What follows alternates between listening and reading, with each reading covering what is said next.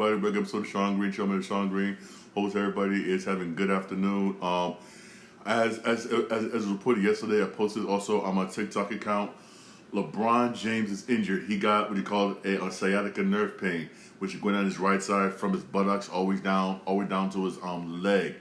I mean, he's going to be reevaluated in 3 to 4 weeks, which means in 3 to 4 weeks, he could be cleared to play, could not be cleared to play. Again, who knows? Who knows for real? Also, he is gonna miss the Lakers opening night, which means hey, everything's be all up to Luka for real. Also, we get to see how good the Lakers are with Luka running the team and LeBron James not there. But hey, there's many causes to sciatica nerve pain. But one of the causes is, who knows if this is one of the main causes for real, is stress. Stress can do it. Remember, I know everybody say, "Oh, LeBron ain't going through no stress." Who knows what stress he's going through for real? Who knows? Remember, he sees a lot of criticism, whatnot. Criticism for that commercial he did for Hennessy. You know how that went. Then he sees a lot of talk and whatnot about his son and everything. He's going through that. He's going through that, or he's going through that. And plus, who knows also other hosts of things he's going through for real. Trust me, for real, man. Hey, a lot of times you don't know what a person's going through behind the scenes, man. And public whatnot, they may look all smiling, cheery whatnot, but behind the scenes, who knows what he's going through, man, for real. Remember, who knows what he's going through, man, for real. Honestly, it could be one of the causes, could not be one of the causes. Who knows? But stress is one of the causes of sciatica. You don't believe me? Look it up. A lot of y'all got Gemini and Meta AI. Hey, ask it. It'll tell you. It is one of the main causes. It's one of the causes. For real. Remember, this man, I gotta give him credit, man. He spent so much money on his body, and I give him all the credit in the world. That's just his body, damn. But hey, there's one thing I will say this though: you cannot defeat, and this is the truth, Father Time. You cannot beat Father Time, man. For real, that's one person you cannot beat. Plenty of people tried to play it. I'm surprised he played this long in the NBA. I give him credit. But again, he's going to be out for 3 to 4 weeks. 3 to 4 weeks, and he'll be reevaluated. Reevaluated in 4 weeks. He could be playing. He could come back and play. He could not come back and play. It depends upon what clearance he gets from the doctors. For real. Hey, and this is going to be something the Lakers have to go through if LeBron continues playing for Los Angeles Lakers. It's something to go through for real. Honestly, man, something they're going to have to go through, man. Go through for real throughout his career. Man, is these types of things: nerve pain, injuries, stuff. Hey, us people in our 40s go through. Yeah, 40s go through. Also in the NBA, more has started to come out basically about it was starting to come out basically about Russell Westbrook. Remember, he still don't have a contract. He doesn't have a contract yet. Even though the team interested in him is Sacramento Kings. Houston Rockets is somewhat interested since their point guard Fred VanVleet, he done for the season. There is some interest in Russell Westbrook, but hey, reason why they kind of hesitant is because according to some players, basically within the Denver Nuggets, there were problems with him in the locker room. He also had problems with the coaching staff. That right there, that caused, when you got problems in the locker room and you're bickering with the coaching staff, stuff like that, that's gonna end up getting around everybody in the league, and nobody's gonna want to deal with you, for real. Especially if it's a continuing problem, for real. There's some reports that he had the same problem, somewhat the same problem with the Lakers, for real. If this continuing problem, no one's gonna want to sign you. And he gambled opting out that player option. He should have took that player option. Now teams are hesitant to sign. The only team that may sign him, and they may do it if they have no other choice, is Sacramento Kings and the Houston Rockets. The reason why the Rockets are being hesitant is because can Russell Westbrook and Kevin Durant get along. Even though I think he'll be perfect for the Houston Rockets and that young squad. I think he'll be perfect, and he'll be starting again instead of coming off the bench. But, a keyword but, can Kevin Durant and Russell Westbrook get along? That's going to be the problem. Can they get along? But hey, he could go overseas. There's a number of teams in the Euro League that want Russell Westbrook right now. He could make money overseas. Honestly, if I was him, go overseas and make money. Everybody else is doing it and making money. There's nothing wrong with playing overseas. Ain't nothing wrong with that, for real. And plus, there's players, again, I quote from Bougie Cousins. He said, it's more harder over there than it is over here, because he said over there in Europe, they go according to the rules of old school NBA. You remember old school NBA back in the day with Jordan, Isaiah, and them, where you was allowed to hand check. You was allowed to be buddy up tough on defense. Where I'm so on you one, I'm so on you one. You can smell my bad breath on your back type of defense. You know what I'm talking about? That type of defense. That's the defense. They don't call tic tac fouls over there like they do over here. That's why players like Luka, and all them guys want to come over here and say, "Oh, it's easy over here. It's easy over here for real," and it is. It is. It really is. Plus over there, remember back in the NBA where you were on defensive center, you're allowed to camp in the paint. Now you're not. Over there, they still do that. For real. So I would mind seeing Russell Westbrook over there. I would not mind it, for real. I would not mind it. Again, time will tell. Time will tell, for real. The season is right around the corner. It is right around the corner. It really is. Even though so far during the preseason, Houston Rockets look okay right now. They really do. Maybe that's why they hesitate. I've been watching a couple preseason games, and they look pretty good. Even though there can be some times, even if they don't sign them, there's going to be some times, but they're going to sit there and say, you know what? Maybe we should go out there and get them. Maybe we shouldn't. Again, right now, Houston Rockets look good. Again, even though it's the preseason, they look good. Speaking of preseason, New York Knicks head coach Mike Brown is getting a lot of criticism because it's the starting five he wants to go with. He wants to go with as usual Brunson on point. Then you got D. Brunson on point, and then what's the name? Was a shooting guard, and then OK Anunoby went a small forward. Is who you're gonna have as power forward? The center is changing. Karl Anthony Towns power forward and Mitchell Robinson at center. He wants Josh Hart to come off the bench. And you know what? I don't blame him. Because you need somebody with that second unit who could score, he could rely to score, and Josh Hart is that person. Even though, yes, he's the heart and soul of that starting lineup last season. He was the heart and soul of the team last year. He was times where we couldn't score. You know how the Knicks are. Knicks, they just get dry, and Josh Hart's been that person. Yeah, it would be that person, yes. But with Karl Anthony Towns and Mitchell Robinson both starting, we can control the boards. We control the boards for the post, the whole 9 yards, for real. We need that. And also with Josh Hart coming off the bench, we have a reliable scorer come off the bench. So far, hey, using this lineup during the preseason, Knicks are 3-0.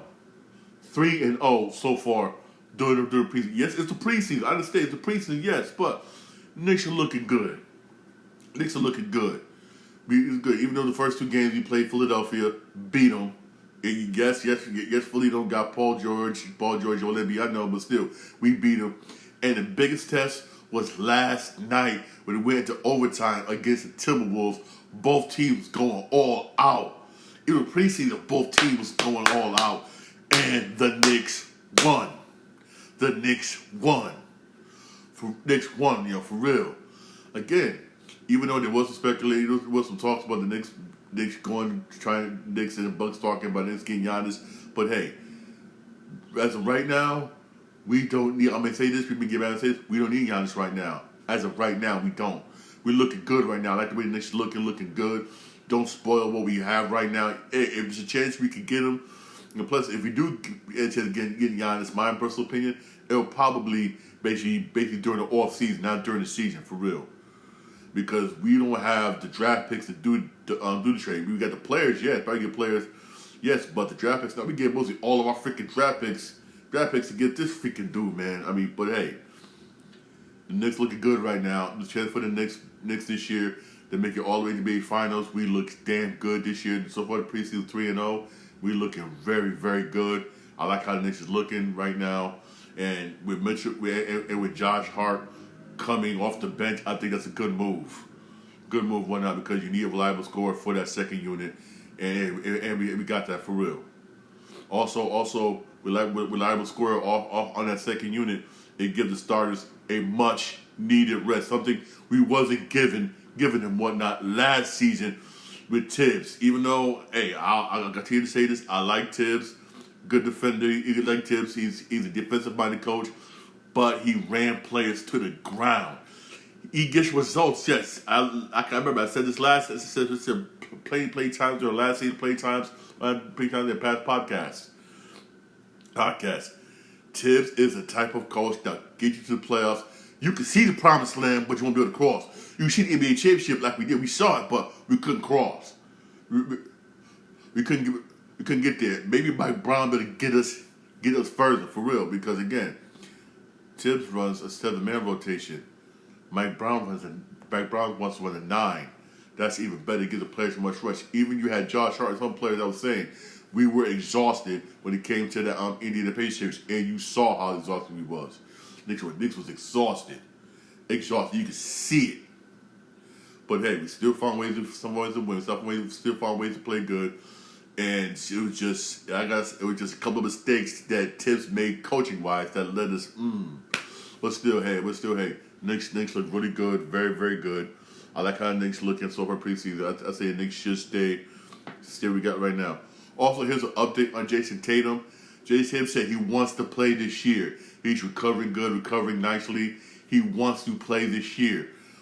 But according to the Celtics whatnot, they're basically gonna weigh their options basically. Here's what I mean by this. Here's what I mean by that. Let's say for instance he's ready. He's ready by midway point of the season after the All-Star break. He's fully healthy, 100%. He's ready, right? If the Boston Celtics have a record to where they're not gonna make the playoffs, they most likely to consider him out for the full year. Which honestly, hey, I wouldn't blame him. But if there's a chance they can make the playoffs and looking good, they're gonna bring him in. They can do something like that. In a way, I don't blame the Boston Celtics for doing it. I really don't. They're not gonna go the route of the Indiana Pacers. Since the playoff for a full year. Even though I would not blame Boston for doing it, I wouldn't blame him for doing it, for real. And Damian Lillard, he's sitting out for the full year. Trust me, he's gonna come back. He's gonna be like a beast and whatnot. Next season, for real. But again, they're gonna weigh their options out. It depends on how the record is when he's 100%. And most likely that's probably gonna be what? December, January, probably like around the All-Star break, somewhere around there. And honestly, in the way their team is constructed, because remember, they had to get rid of a lot of their players because of that second apron and everything, because they didn't want to go that luxury tax. That second apron, man, it's forced a lot of teams to do certain things. And they had to get rid of the players they didn't want to get rid of. I mean, Drew Holiday, Porzingis, them two they did not want to get rid of, but they did. Especially Porzingis. Because when healthy, Porzingis is a damn good player. He really is. He really is, for real. You know how many times he was having rebounds down the post, times where UWT Tatum or Brown, they kick it out to him, he'd be wide open for a 3, bang, bang, bang. He made Boston scary. He did. But because of this, they had to get rid of him. They had to get rid of him, and now he's down to ATL. ATLA. Hopefully he helps the Hawks. He should be able to help the Hawks and get one healthy. But hey, I don't blame Boston for going this route. Hey, most likely I say this. If Boston's above 500, and then let's just say one in the top 10, or look like they can make the play-in, he's playing. But it looks like there's no way in hell they're gonna make the play-in. He's sitting out for the rest of the year. Have him 100% for next season.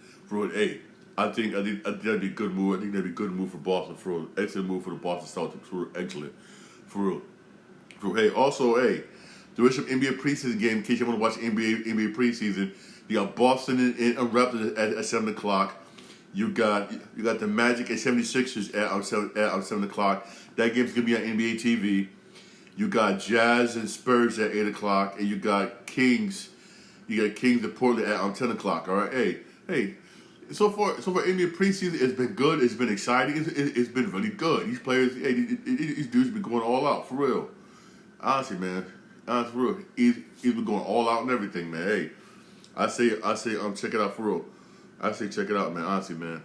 Also, when there's been update on WWE AJ Styles. AJ Styles confirmed. AJ Styles said he will retire next year. Most likely he's probably gonna retire either before or probably on his birthday next year.